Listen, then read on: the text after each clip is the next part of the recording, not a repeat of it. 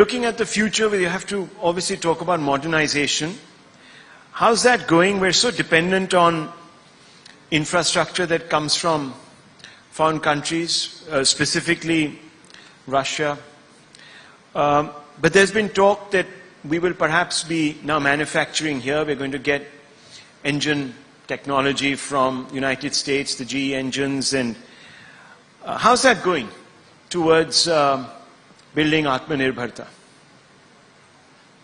Indigenization, as we know it, is a mandatory step for achieving what is called strategic autonomy.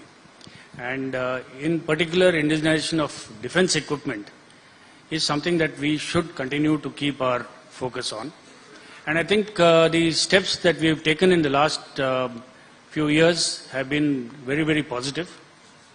When it comes to what the Air Force has done in particular, if I have to spell out the ABCs of indigenization, I will use the same abbreviation. We call it the ABCD of indigenization. A for acquisition, B for boosting, C for conserving, and D for developing. So when it comes to acquisition, you're aware that we have signed numerous contracts in the last few years. When it comes to the fighter aircraft, we've got the LCA already inducted. We've signed the contract for the LCA Mark 1A. We've got the helicopters, the advanced light helicopters, and the light combat helicopters. Similarly, the surface-to-air guided weapons, radars, and a host of other ground equipment and weapons are all going to be indigenized, and our acquisition is going to be based on indigenous equipment. The second step, like I said, is to boost the existing capability. You know, we had procured a lot of equipment and platforms in the last couple of decades, which at that time were top of the line. But as time has gone by, we need to continuously upgrade the equipment. For example, the Sukhoi 30. We have now equipped it with the BrahMos, with the Astra missile, with our own homegrown electronic warfare equipment.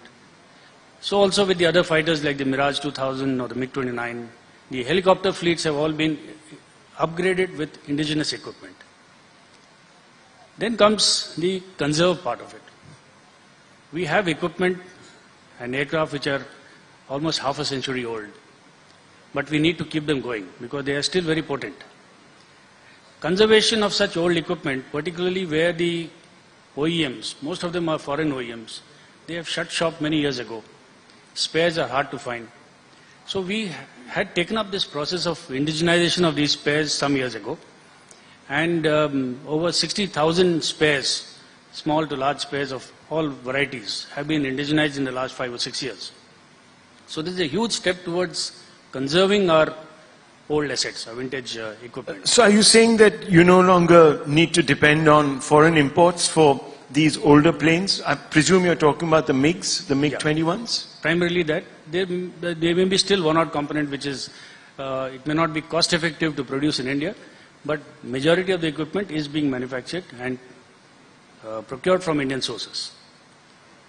And the last step towards indigenization is of course design and development, wherein we work hand in hand with DRDO, with the defense PSUs, with ADA and other establishments for the development of future technologies, future assets that we are going to procure.